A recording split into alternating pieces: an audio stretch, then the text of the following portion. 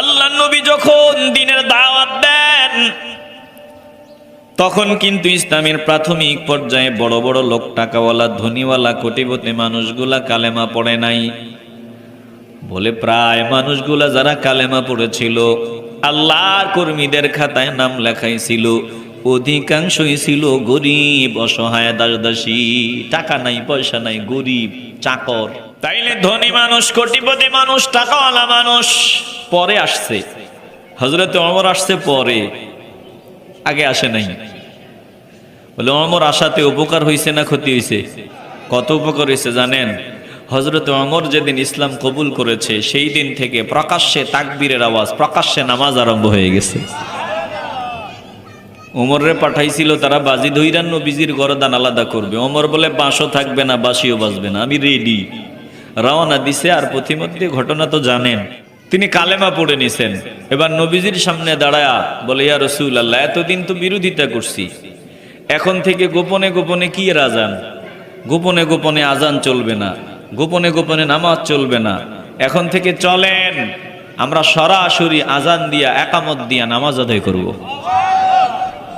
হযরত ওমর দাঁড়ায় গেছে। আয়, যার নিজের মায়ের কোল খালি করার ইচ্ছা আছে আমার সামনে আগা, যে নিজের বউরে বিধবা করার নিয়ত আছে আমার সামনে আয়, আর নয়তো সাবধান, এখন থেকে আমরা প্রকাশ্যে ধর্মকর্ম করব। বলি ওমরের উপরও তারা অত্যাচার করেছে, কিন্তু ওমর একজনের কর্মীর খাতায় নাম লেখায় দিছে। বলেন তো তিনি কে? বলে মাইর খাইছে, মাইর দিছে, তারপরেও মাথা নত করে নাই। চিল্লা এখন আল্লাহু আকবার। তাইলে ধনী মানুষ, কোটিপতি, টাকাওয়ালা, এদের মধ্যে ব্যতিক্রম থাকে। আগে কিন্তু হযরতে আবু বকর কিন্তু ছিল পুরা ব্যতিক্রম। এটা কেন বলতেছি? টাকাওয়ালা মানুষরা রাগ করার কিছু নাই, ধনী মানুষরা রাগ করার কিছু নাই। বলে ধনীদের মধ্যে হযরতে আবু বকরও ছিল ধনী। কেমন ধনী? এমন বড় ব্যবসায়ী যার সাথে সাক্ষাৎ করার জন্য সপ্তাহখানিক আগে সিরিয়াল দেওয়া লাগতো। তাইলে ইসলামের প্রাথমিক পর্যায়ের কথা বলতেছি। যেই সময় কালেমা পড়া অপরাধ, যেই সময় নামাজ পড়া অপরাধ, তেলাওয়াত করা বড় অপরাধ, ঠিক এই সময় আল্লাহর নবীর দাওয়াত যারা কবুল করেছে তাদের ঈমান কত মজবুত ছিল, কত তাজা ঈমান, কত তাজা তাদের ঈমান, কত পাওয়ার।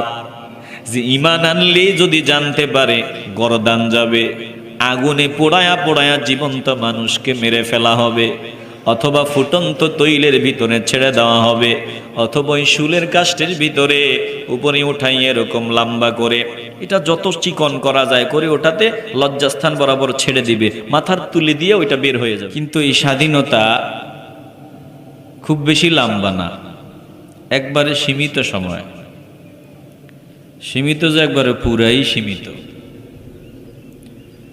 হায়াতের পুঁজি কিন্তু চলে গেছে, দিন কিন্তু চলে গেছে। কি অদ্ভুত এ দুনিয়া! এসেছি, বাসা বানাইছি, সংসার, বাড়িঘর, কত কি করছি এই দুনিয়ার লেগা, অথচ চোখের পলকে আমার জিন্দিগির মেয়াদ শেষ। বাকি 100 বছরও যদি বাঁচি, ওটাও চোখের পলকেই চলে যাবে। দিন শেষে আমাদেরকে যেতে হবে একজনের কাছেই। বলেন তো তিনি কে? এটা আমরা মরার আগে তো বলি না। একজন মানুষ মারা গেলে আমরা পড়ি, কি পড়ি? দুঃখের সঙ্গে জানাচ্ছি শোক সংবাদ। গতকাল রাত 12:30 সময় অমুক বান্দা ঢাকা হসপিটালে নিজ বাড়িতে, যেখানে মরে, ইন্তেকাল করিয়াছেন। এরপরে আমরা কি পড়ি? পড়েন না? ইন্না লিল্লাহি ওয়া ইন্না ইলাইহি রাজিউন। একটু পড়েন, ইন্না লিল্লাহি ওয়া ইন্না ইলাইহি রাজিউন।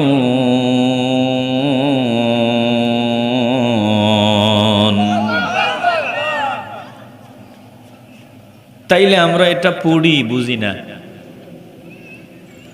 মানুষ মরার পরে আমরা বলি ইন্না লিল্লাহ, নিশ্চয় আমরা একজনের, আমাদের সব কিছু একজনের। বলেন তো তিনি কে? আমার হায়াতের মালিক, মৌতের মালিক, রিজিকের মালিক, ভালো মন্দ সব কিছু একজনের থেকেই হয়। বলেন তিনি কে? না মরার পরে বলি, কিন্তু মরার আগ পর্যন্ত সবই আমার। বাড়ি আমার, ঘর আমার, এই জমি আমার, এটা আমার, ওইটা আমার। তো মরে গেলে আমরা প্রচার করি যে নিশ্চয় আমরা একজনের। বলেন তো কার?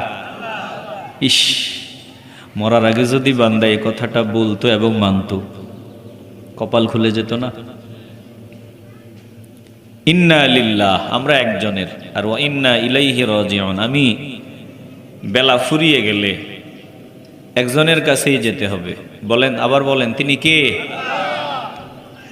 এটা সময় থাকতে বলা দরকার এবং মানা দরকার।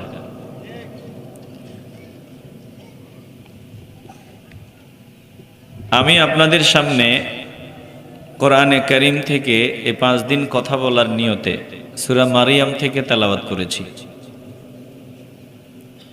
কিছু কথা আমি শোনাবো, আল্লাহ যদি তৌফিক দেয়। তার আগে দিল থেকে আবারও বলেন, দিল থেকে বলেন, আমরা কার? আমাদের সব কিছু কার? মাঝখানে কিছুদিন আমার জিকির করে লাভ নাই। যে আমার জিকির করে সে পাগল, বোকা, নির্বোধ, জ্ঞান নাই, মাথায় কিচ্ছু নাই। বলে আমি কামলা, আমি কর্মী, আমার কি? আমি জমিনে এসেছি কামলা হিসাবে কাজ করার জন্য। বলেন তো কি হিসাবে আসছি?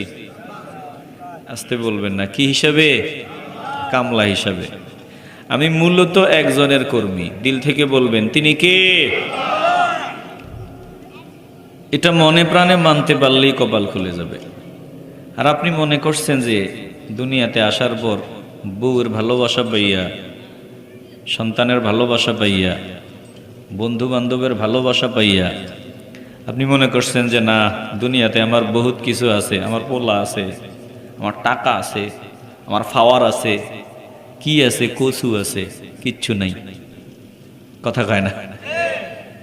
বউ, আমার ছেলে, আমার মেয়ে, আমার বাড়ি, আমার গাড়ি, আমার সব, আমার কিতা আছে, কচু আছে। এরা সবাই আমারে প্রয়োজনে ব্যবহার করে। আমার বউ আমারে ব্যবহার করে, আমার ছেলে আমারে দিয়া তাদের প্রয়োজন সারে, আমার সমাজের মানুষ আমারে দিয়া তাদের প্রয়োজন সারে। বলে আমার বন্ধুরা প্রয়োজনে আমাকে ব্যবহার করে, প্রয়োজন ফুরিয়ে গেলে আমাকে তাড়াতাড়ি কাপড় দিয়া পেঁচাইয়া মাটি চাপা দিয়া চলে আসে। কথা কয় না?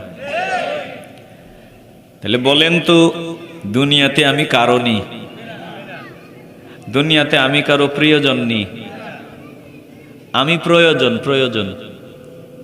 যতদিন আমি তাদের প্রয়োজন ফিল আপ করতে পারি, তাদের পেছনে কামলাগিরি দিতে পারি, ততদিন বউ বলবে ভালো স্বামী, বাবা মা বলবে আমার ভালো ছেলে, বন্ধুরা বলবে যে আমার ভালো বন্ধু। কিন্তু আমি যখন কামলাগিরি দিতে পারবো না, তাদের পেছনে খরচ করতে পারবো না, বাজার করতে পারবো না, তাদের মন খুশি করতে পারবো না, আমার জবানে তালা লেগে যাবে, তখন দুনিয়ার মানুষ চোখের প্রদীপ নিভে যাবে, কানের শ্রবণ শক্তি বন্ধ হয়ে যাবে, চলার শক্তি বন্ধ হয়ে যাবে। তখন দুনিয়ার মানুষ যত তাড়াতাড়ি সম্ভব এই বোঝাটা মাটি চাপা দিয়ে চলে আসবে। বাস, তাহলে যা বললাম বুঝে থাকলে বলেন, দুনিয়াতে আমি কামলা। দুনিয়াতে আমি কি? কামলা। কামলা 2 দল। বলেন কামলা কয় দল? একটু আওয়াজ লাগবে। কামলা কয় দল? এক দল কামলা। এই শফিক ভাই, আপনি একটু কষ্ট করেন তো, এই ছোট বাচ্চাগুলার আওয়াজ ছাড়া একটু এনতে সরান, হ্যাঁ। আর মুরব্বীরা আলহামদুলিল্লাহ যেভাবে মনোযোগ দিয়ে শুনতেছেন ভালো লাগতেছে। আল্লাহ আপনাদের এই মনোযোগ কবুল করেন। একটু জোরে বলেন না আমিন। হ্যাঁ, আওয়াজ ছাড়া বাচ্চাগুলার ওই একটু সরাই রাখেন। তাইলে আমরা কি বুঝলাম? একটু আমার দিকে তাকাবেন। মনোযোগ ছাড়া জীবনে কিচ্ছু পাওয়া যায় না। আপনি যদি গাড়ি চালান, মনোযোগ না থাকলে গন্তব্যে যাইতে পারবেন না। হয় খালে, না হয় আরেক গাড়ির তলে। কথা কয় না? আপনি যে কোনো কাজে মনোযোগ লাগবে। নামাজে যদি মনোযোগ না থাকে, নামাজ আল্লাহর দরবারে কবুল হবে? লেখাপড়ায় মনোযোগ না থাকলে শুধু পড়বেন পড়বেন পড়বেন, ভিতরে ঢুকবো না। কিন্তু মনোযোগ দিয়ে একটা 2 বার 3 বার 5 বার পড়লে ভিতরে বসে যাব। এজন্য অনুরোধ, একটু মনোযোগ দেন। শয়তান তো এখন বন্দী আছে, মনোযোগ দেওয়া সহজ। আল্লাহ আমাদেরকে একটু মনোযোগী হয়ে কথাগুলো শোনার তৌফিক দেন। জোরে কোন আমিন। বলেন তো, কামলা কয় দল? আরো জোরে। 2 দল।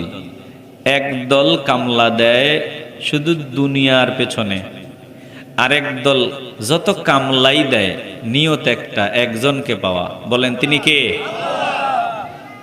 তাইলে যে দুনিয়াতে কামলা দেয় একজনকে খুশি করার লক্ষ্যে, তার দুনিয়াও উজালা, আখেরাতও উজালা। আর যে তিনাকে মাইনাস করে, আল্লাহ আল্লাহর হাবিবকে মাইনাস করে শুধু দুনিয়া কেন্দ্রিক তার কাজকর্ম সবকিছু, তাইলে সে ফাও কিচ্ছু পায় না, দুনিয়াও পায় না, আখেরাতে জাহান্নাম। কথা কয় না? এটা আমরা কেমনে বুঝাই? এই কথাটা বুঝাবার জন্য একটা উদাহরণ দিলে পরিষ্কার হবে। আল্লাহ তো করোনা দিছিল না? হ্যাঁ, এই করোনাতে আমি ওই চট্টগ্রামে এক ধনী বান্দা, নাম বললে সবাই চিনবেন, নাম নাই বললাম, সারা দেশে তার সম্পদের অভাব নেই, বড় কোম্পানি, করোনাতে মারা গেছিল। ওই কোম্পানির বাড়ির পাশেই প্রোগ্রাম।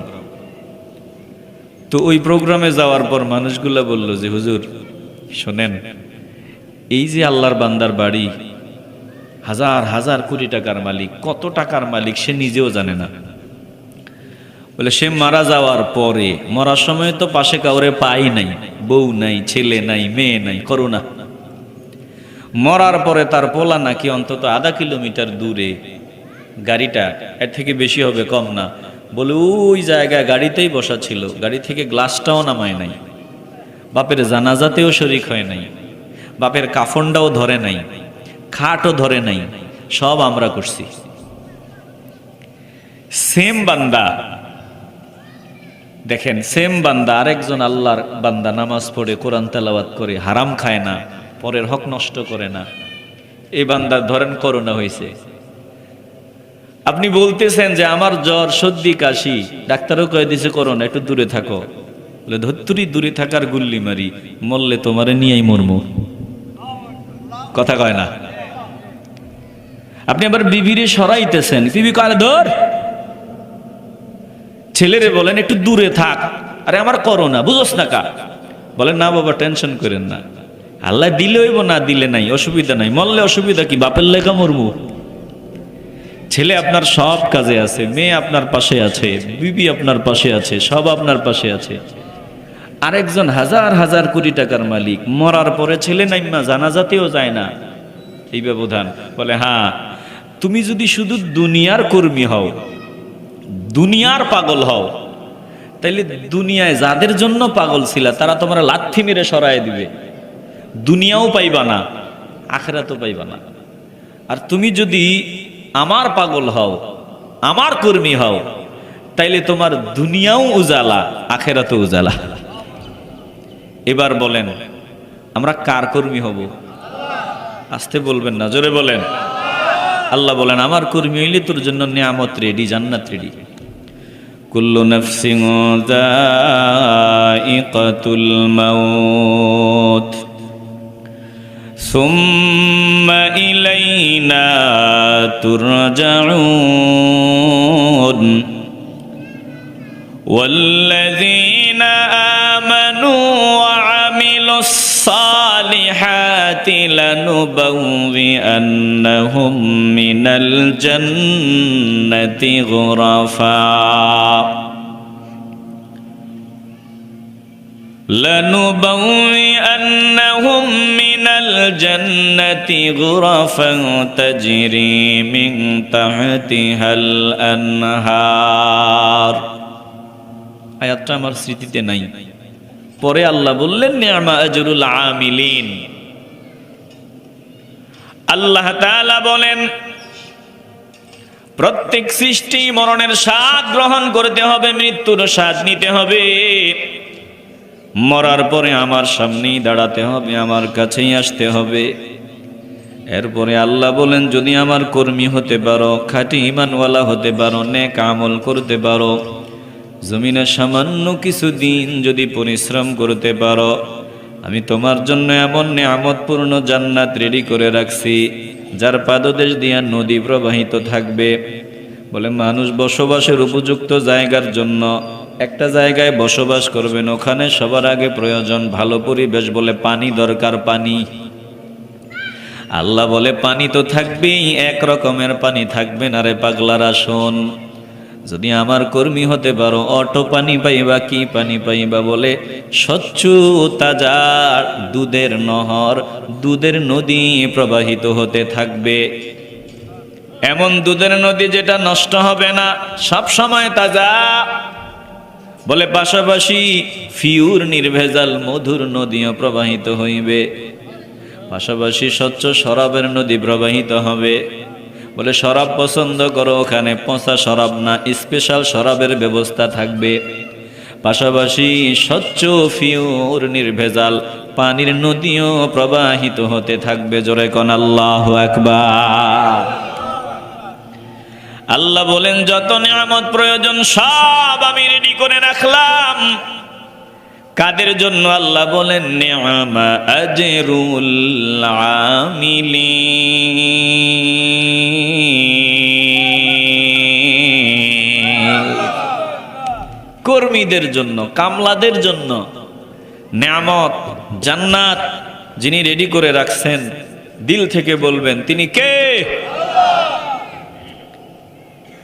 তাইলে আমরা অন্তত এইটুকু আজকে মন থেকে ওয়াদা করব যে যতদিন বেঁচে থাকবো একজনের কর্মী হয়ে থাকবো, একজনের কর্মী পরিচয় দিব, দিল থেকে বলবেন তিনি কে? তো কর্মীদের জন্য আমি কিছু আলোচনা শোনাবো। সূরা মারইয়াম থেকে আয়াত তেলাওয়াত করলাম। আল্লাহ তাআলা বলেন কাফহা ইয়া আইন সাদ যিকরু রাহমাতি রাব্বিকা আবদাহু যাকারিয়া ইয নাদা রাব্বাহু নিদাআন খাফিয়া।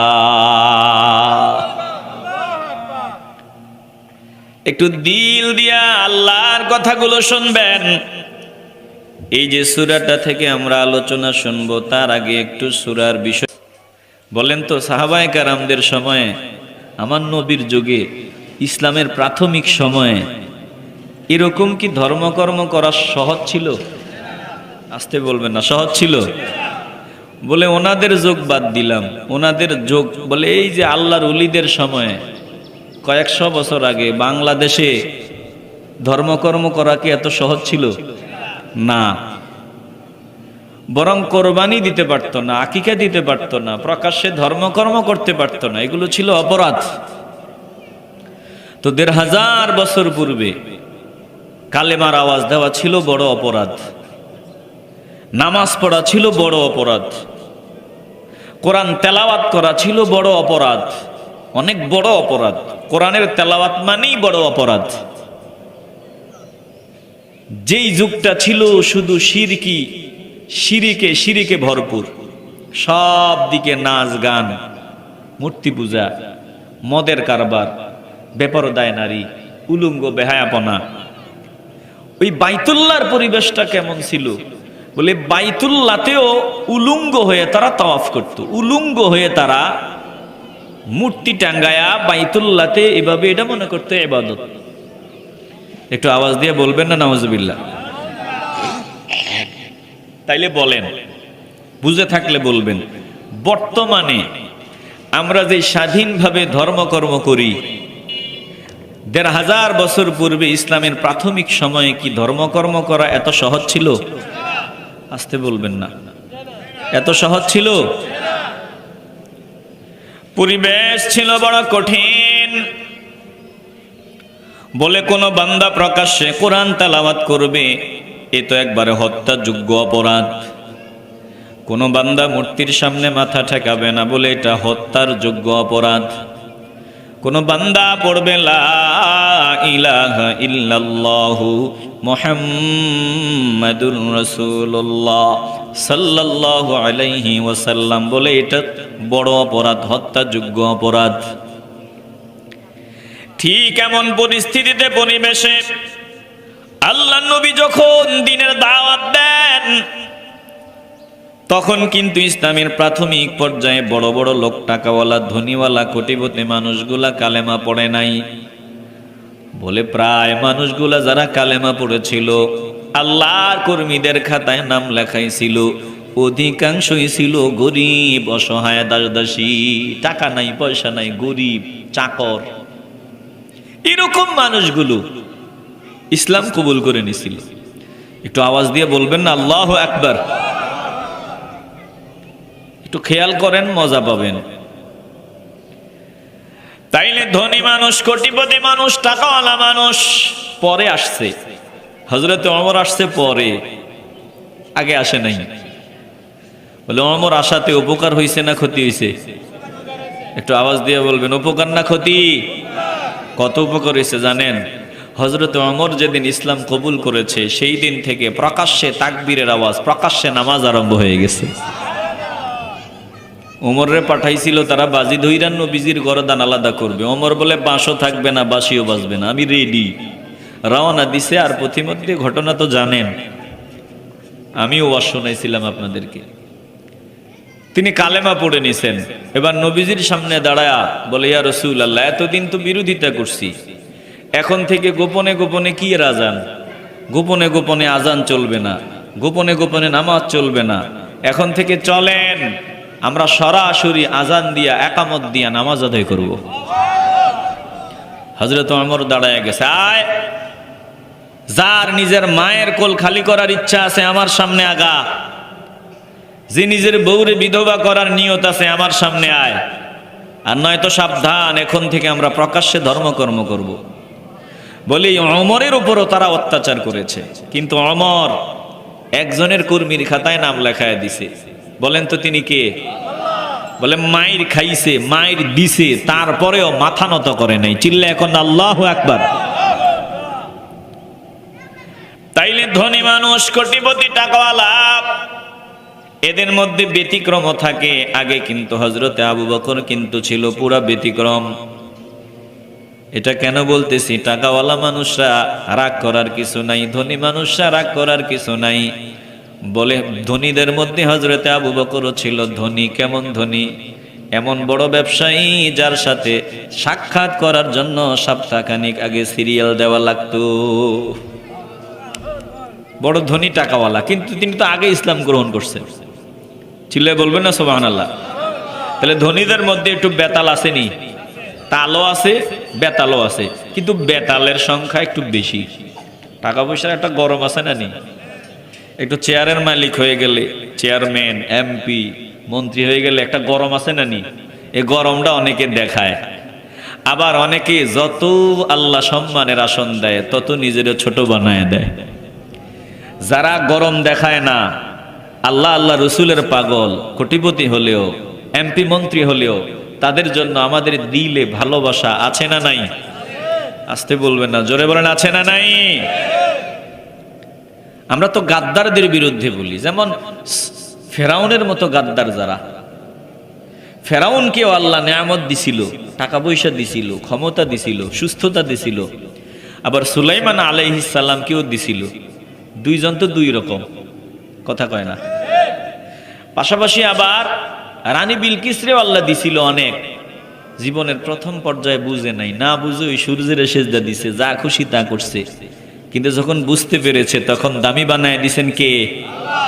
তাহলে ধনীদের মধ্যে রানী বিলকিসের চরিত্রটা নিতে পারে যারা কোটিপতি টাকাওয়ালা নেতা, গরম গরম দেখায়।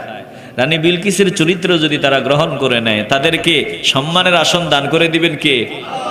আর যদি ফেরাউনেরটা নেয়, জুতার বাড়ির ব্যবস্থা করবেন কে? তাইলে ইসলামের প্রাথমিক পর্যায়ের কথা বলতেছি।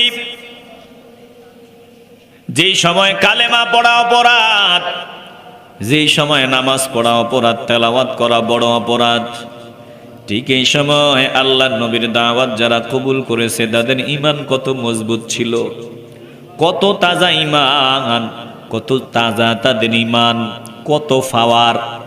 যে ঈমান আনলে যদি জানতে পারে গরদান যাবে, আগুনে পোড়ায়া পোড়ায়া জীবন্ত মানুষকে মেরে ফেলা হবে, অথবা ফুটন্ত তৈলের ভিতরে ছেড়ে দেওয়া হবে, অথবা ওই শুলের কাষ্ঠের ভিতরে উপরে উঠাই এরকম লম্বা করে, এটা যত চিকন করা যায় করে ওটাতে লজ্জাস্থান বরাবর ছেড়ে দিবে, মাথার তুলে দিয়ে ওইটা বের হয়ে যাবে ধনুকের মতো করে। এরকম অপরাধ নয় তো মরুভূমির উত্তপ্ত গরম পাথরের জমিন, ওই পাথরের জমিনের উপরে খালি শরীরে শোয়াইয়া উপরে মাটি উপরে চাপা দিবে, পাথর দিয়া চাপা দিবে, বলে আঘাত করবে, আঘাতের ওপর আঘাত করবে, আঘাত করতে করতে মেরে ফেলা হবে। এমন এক পরিবেশে, এমন এক পরিস্থিতিতে যারা ইসলাম কবুল করেছে, বলে তাদের ঈমান বড় মজবুত ঈমান, এজন্য তাদের মতো দামি মানুষ আল্লাহর সৃষ্টিতে আর কেউ নাই। জোরে কোন আল্লাহু আকবার। নবীজির পরে তারা দামি মানুষ, কারণ তারা নামাজ পড়া এত সোজা ছিল না, তেলাওয়াত করা এত সহজ ছিল না, তেলাওয়াতের আওয়াজ শুনলে গর্দান যাবে। এজন্য আল্লাহ প্রশংসা করে বলেছেন এরা আমার স্পেশাল কর্মী। এই কর্মীদের ব্যাপারে আল্লাহ আলাদা প্রশংসা করেছেন, ওয়া মিনান নাসি মান ইয়াশরি নাফসাহু ইবতিগা মারদাতিল্লাহ ওয়াল্লাহু রাউফুম বিল ইবাদ।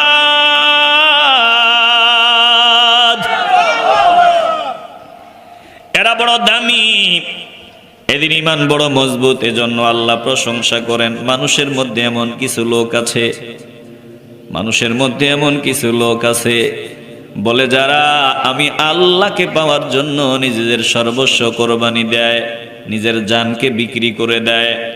মাইয়াশরি নাফসাহু ইবতিগা মারদাতিল্লাহ, আমার সন্তুষ্টি তালাশ করতে গিয়া নিজের জীবন দিয়া দেয়, জীবন দেওয়ার জন্য রেডি হয়। এমন কিছু মানুষ আছে আমার বান্দাদের মধ্যে, বলে এমন মানুষদের মধ্যে এক নম্বরে হলো সাহাবায়ে কেরাম, এরপরে ধাপে ধাপে আল্লাহর প্রিয় বান্দা, বলে তারপরে আল্লাহর প্রিয় বান্দাদের অনুসারী এখনো আমাদের দেশেও বহুত আছে। জোরে কোন আল্লাহু আকবার। কি বলেন?